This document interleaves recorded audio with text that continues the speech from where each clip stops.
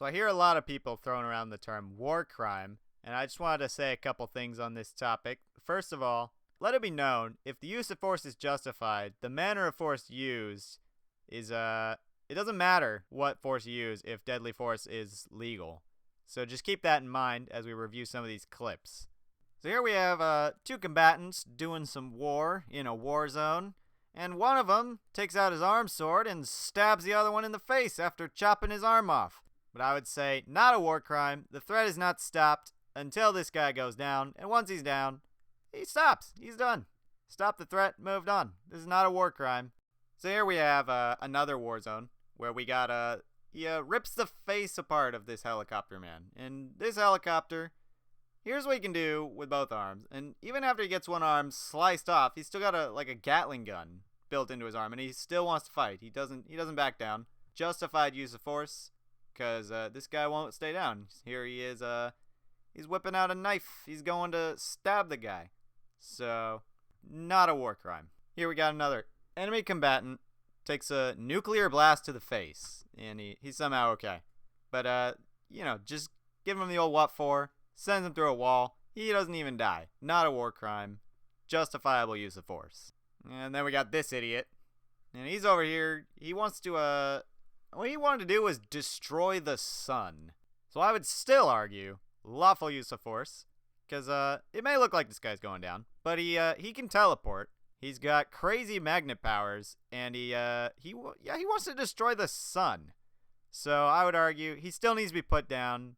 Threat is not stopped while he is continuing to exist on this world. Not a war crime. Well, this one I don't even know. It's just clear. He's killing an enemy combatant in a pretty brutal way. He punches out all his metal kidneys and stuff, but yeah, that's not a war crime. That's actually just war. They're fighting. He's taking his gun and ripping out his one eye. So what I would say about this one, first of all, he's not surrendering. He's proposing a truce while holding a shotgun in his hand. And trucing with Megatron is really, really dumb. All of Megatron's interactions with Optimus Prime and anyone else in these movies sets a good precedent for why that would be very foolish. Second, I would argue Megatron is a threat to Prime in this scene, or at least he has reasonable cause to assume that, because he has one arm, and Megatron's holding a shotgun. It's reasonable to assume if you refuse the truce, which is reasonable to do, you will then have to fight. So I would say not a war crime.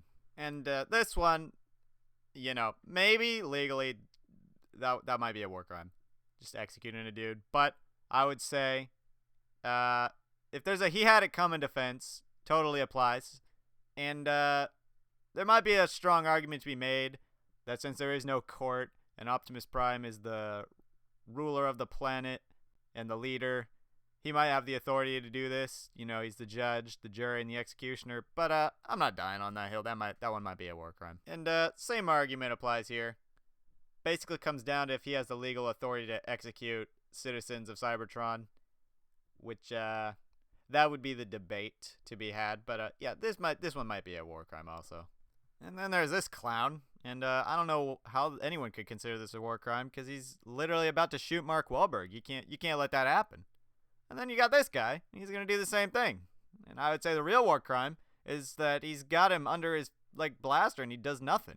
And it gives Optimus all this time to jump at him, but no, stabbing him here, not a war crime, not even a little bit.